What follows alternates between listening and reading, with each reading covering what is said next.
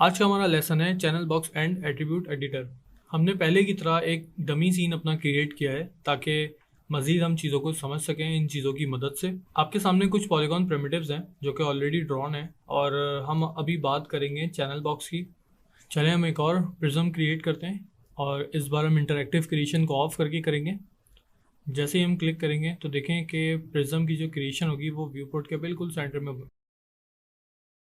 और इसकी अगर हम चैनल बॉक्स के अंदर वैल्यूज़ देखते हैं तो इसकी ट्रांसलेशन, रोटेशन और स्केल सब कुछ डिफ़ॉल्ट आएगा। ट्रांसलेशन और रोटेशन की वैल्यू 0 होंगी जबकि स्केल की वैल्यू 1 होगी। तो स्केल भी अगर 0 होता तो ऑब्जेक्ट आपको नज़र ही नहीं आता क्योंकि 0 स्केल का मतलब नथिंग। ठीक है, तो स्केल की वैल्यू ज़रूरी है कि स्केल की वैल्यू को ना छेड़ा जाए अनटिल अनलेस कि आपको उसकी ज़रूरत ना हो। अच्छा, अब अगर हम इसको मूव करते हैं तो देखेंगे कि अब इसकी वैल्यू ऐड होना शुरू हुई है। ट्रांसलेट जी के अंदर अगर हम इसकी वैल्यू 5 करते हैं, मैनुअली भी आप टाइप कर सकते हैं, तो देखें कि 5 की वैल्यू पे ये ट्रांसलेट हो गया। अगर मैं इसको -5 करूँगा तो देखें कि नेगेटिव एक्सिस के अंदर जाके ये ट्रांसलेट होगा। तो इसी तरीके से अगर आप किसी भी एक्सिस के ऊपर जाके आप इसको मूव करना चाहें, आप इसको रोटेट करना चाहें तो ये रोटेट पॉसिबल है। और अगर आप इनकी वैल्यूज़ को रीसेट करना चाह रहे हैं कि जहाँ पे ये क्रिएट हुआ था वही वैल्यू आ जाए तो आप जस्ट सेलेक्ट करें ट्रांसलेट और रोटेट को और आप कीबोर्ड से मैनुअली 0 एंटर करके आप इसकी वैल्यू देख सकते हैं या इसकी पोजीशन आप देख सकते हैं कि ये कहाँ पर ट्रांसलेट हुआ है।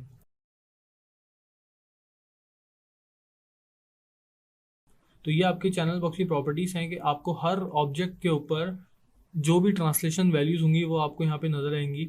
इसके अलावा आप प्रिज्म के नीचे देखेंगे कि शेप्स लिखा हुआ है, इसके नीचे देखें इनपुट है।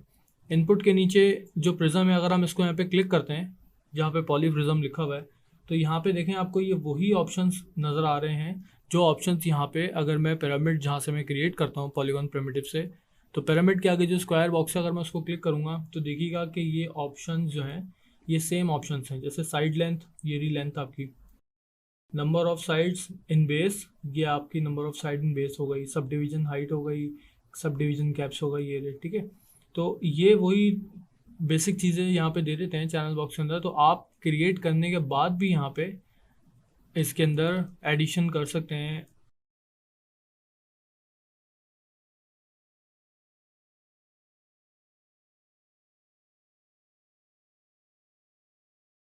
तो ये हमारा चैनल बॉक्स का एक फर्स्ट लुक था। हम मज़ीद चैनल बॉक्स को यूज़ करेंगे जैसे जैसे हम आगे बढ़ते चले जाएंगे अपने लेसन्स के अंदर, आपको चैनल बॉक्स की मज़ीद चीज़ें सामने नज़र आती जाएंगी। ओके, सो एट्रीब्यूट राइटर हमने क्योंकि अपना एक कस्टम वर्क स्पेस सेट किया हुआ है तो एट्रीब्यूट राइटर मैंने अपने लेफ़्ट पे प्लेस किया हुआ है।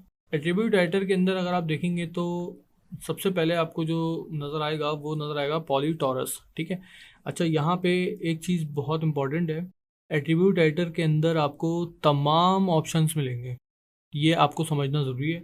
चैनल बॉक्स के अंदर आपको रोटेशन, ट्रांसलेशन और स्केल तो जैसे नज़र आ ही रहा है, लेकिन चैनल बॉक्स में आपको इनपुट्स नज़र आ रहे हैं। इनपुट का आगे बहुत ज़्यादा काम होगा, हम इसको मॉडलिंग सेक्शन में ज़रूर एक्सप्लोर करेंगे।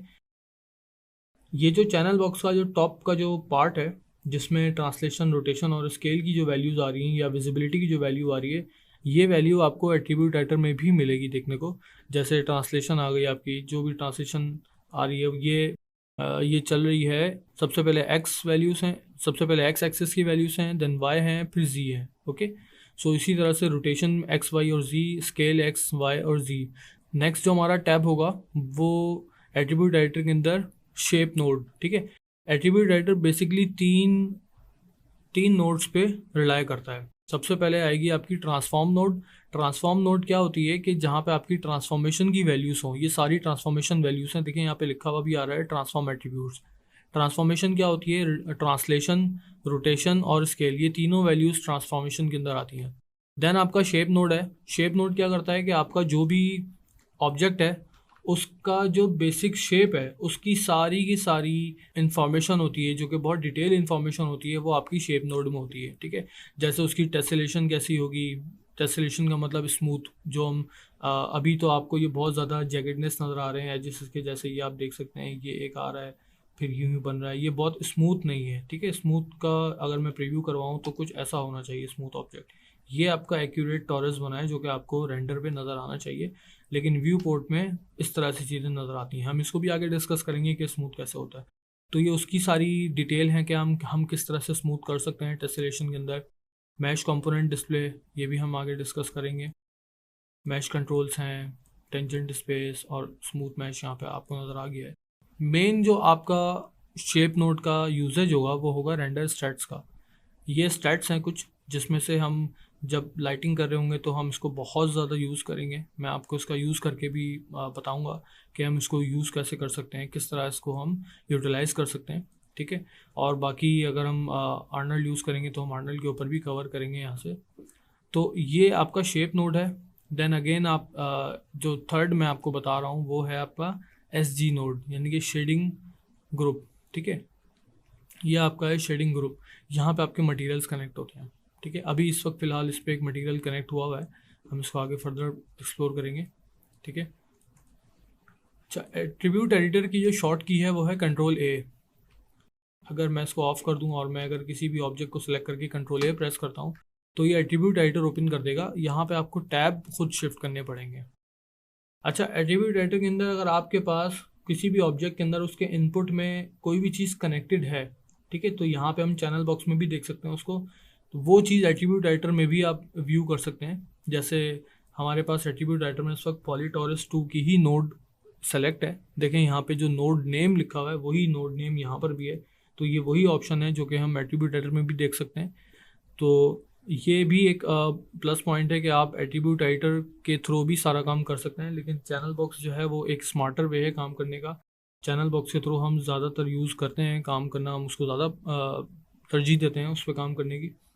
तो एट्रीब्यूट एडिटर और चैनल बॉक्स ये दोनों बहुत इंपॉर्टेंट रोल प्ले करते हैं किसी भी प्रोडक्शन के अंदर, किसी भी वर्क के अंदर। इसके इन दोनों में से किसी एक के बगैर या इन दोनों के बगैर आप काम नहीं कर सकते बेसिकली। तो ये था हमारा एक चैनल बॉक्स और एट्रीब्यूट एडिटर के ऊपर एक छोटा सा रिव्यू। हमने इसको थोड़ा सा एक्सप्लोर किया। आगे हम मज़ीद जब हम मॉडलिंग कर रहे होंगे नेक्स्ट क्लासेस में, जब भी हम स्टार्ट करेंगे मॉडलिंग को, तो उसमें हम देखेंगे कि चैनल बॉक्स और एट्रीब्यूट एडिटर कितना डिटेल हम यूज़ कर सकते हैं या हम इसको कितना ज़्यादा यूटिलाइज़ कर सकते हैं। नेक्स्ट लेक्चर होगा हमारा कैमरा एंड लेआउट के ऊपर।